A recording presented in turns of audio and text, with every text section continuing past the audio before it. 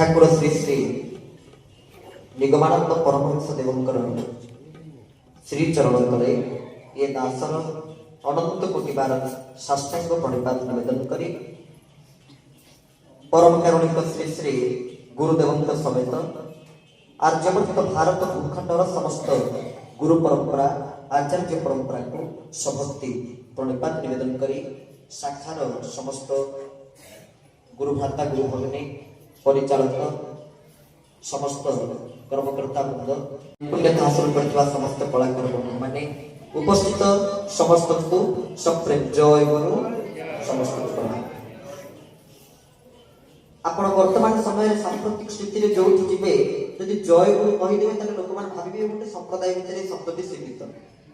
କିଏ ଭାବିଦେବେ ବୋଧେ ଠାକୁର ଅନୁକୂଳ ଚନ୍ଦ୍ରଙ୍କ ଭକ୍ତ, କିଏ ଭାବିଦେବେ ଠାକୁର ନିଗମାନନ୍ଦଙ୍କ ଭକ୍ତ, କିଏ ଭାବିଦେବେ ବୈକୁଣ୍ଠନାଥ ବ୍ରହ୍ମଚାରୀଙ୍କ ଭକ୍ତ। ଜୟ ଗୁରୁ କହିଲା ମାନେ ଗୋଟେ ସୀମିତ ଶବ୍ଦ ବୋଲି ଅନେକଙ୍କର ଚିନ୍ତାଧାରା ଭିତରେ ଥାଏ। କିନ୍ତୁ ଜୟ ଗୁରୁଙ୍କୁ ଗୋଟିଏ ମଣିଷ ଜ୍ଞାନ କରନା କ୍ଷିତିଜଲ ପାବକ ଗଗନ ସମୀରା ପଞ୍ଚ ରଚିତ ୟହ ଅଧମ ଶରୀରା। ଆମ ଶରୀର ଯେମିତି ପଞ୍ଚ ମହାଭୂତକୁ ନେଇ ସୃଷ୍ଟି ହେଇଛି କ୍ଷିତି ଜଲ ପାବକ ଗଗନ ସମୀର, ସେମିତି ଗୁରୁଙ୍କର ଶରୀର ଗୋଟିଏ ପଞ୍ଚ ମହାଭୂତିକ ଶରୀର ନୁହେଁ।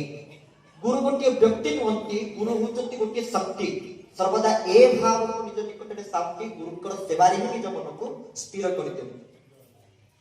ଗୁରୁ ମନ୍ତ୍ର ଶକ୍ତି ଅସେ ସତ୍ୟ ଆତ୍ମନିବେଦନ, ଏଇ ଯୋଉ 9 ପ୍ରକାର ଭକ୍ତି ଅଛି ତନ୍ମଧ୍ୟରୁ ଶେଷ ଭକ୍ତି ହେଉଛି ଆତ୍ମନିବେଦନ। କାୟରେ ମନରେ ବାକ୍ୟରେ ପ୍ରତିଜ୍ଞା ସଂକଳ୍ପ ହେଉଛି ଆଜିଠୁ ଗୁରୁଙ୍କ ପାଦ ପଦ୍ମରେ ନିଜକୁ ସମର୍ପଣ କରି ଆତ୍ମନିବେଦନ ଗୁରୁଙ୍କ ପାଖରେ କର। ଆଉ ଦେଖିବେ ପ୍ରତ୍ୟେକ କାର୍ଯ୍ୟରେ ଅବଶ୍ୟ ଗୁରୁ ଆରମ୍ଭ ପରୀକ୍ଷା କରନ୍ତି। ଗୁରୁଙ୍କ ପରୀକ୍ଷା ଅତି କଠିନ, କିନ୍ତୁ ସେ ପରୀକ୍ଷାରେ ଆମେ ଉତ୍ତୀର୍ଣ୍ଣ ହେବାକୁ ହେଲେ ଗୁରୁ ନିଷ୍ଠାରେ ରହିବା, ସବୁଠି ଜୟ ହବା। ଯଦି ତାଙ୍କ ନାମରେ 2 ହାତ ଟେକିବାନି ଜୟ କରିବାନି ତାହେଲେ ଆମର ସବୁଠି ପରାଜୟ ହବ।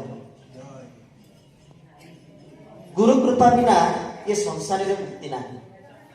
ବନ୍ଦ ଗୁରୁ ପଦ ପଦ୍ମ ପରାଗା ସୁରୁଚି ସୁବାସ ସୁରସ ଅନୁରାଗା। ଗୋସ୍ୱାମୀ ତୁଳସୀଦାସ ମହାରାଜ ଶ୍ରୀରାମଚରିତ ମାନସ ଗ୍ରନ୍ଥରେ ସୁନ୍ଦର ଚଉପାଇରେ ବୁଝେଇ କହିଥିଲେ ଯେ ଗୁରୁଙ୍କର ପାଦ ପଦ୍ମ, ଯୋଉ କଥା ଆମ ପୂର୍ବରୁ ଆପଣମାନଙ୍କୁ ସୁନ୍ଦର ଭାବରେ ଉଦ୍ବୋଧନ ଦଉଥିଲେ ପରମ ପୂଜ୍ୟ ଅନନ୍ତ ଶ୍ରୀ ସମଳକୃତ ଶ୍ରୀ ଚୈତନ୍ୟ ଚରଣ ଦାସ ମହାରାଜଙ୍କର କୃପାନୁକମ୍ପିତ ଶିଷ୍ୟ ପରମ ପୂଜ୍ୟ ବାବା ବ୍ରଜବନ୍ଧୁ ଦାସଜୀ ମହାରାଜଙ୍କର ଚରଣ ତଳେ ମଧ୍ୟ ଭକ୍ତିଗତ ପ୍ରଣତି ନିବେଦନ କରୁଛି। ସେ ପୂର୍ବରୁ କେତେ ସୁନ୍ଦର ଭାବରେ ଗୁରୁତ୍ୱ ସମ୍ବନ୍ଧରେ ଆପଣମାନଙ୍କୁ ଆଶୀର୍ବଚନ ପ୍ରଦାନ କରୁଥିଲେ। ଶାସ୍ତ୍ରରେ ଗୋଟେ କଥା ଅଛି, ଗୁରୁ ମନୁଷ୍ୟ ବୁଦ୍ଧିସ୍ତୁ ମନ୍ତ୍ର ଚାକ୍ଷର ଭାବନ ପ୍ରତିମା ଶିଶିଲାର ଜ୍ଞାନ ପୂର୍ବାନ ନରକଂ।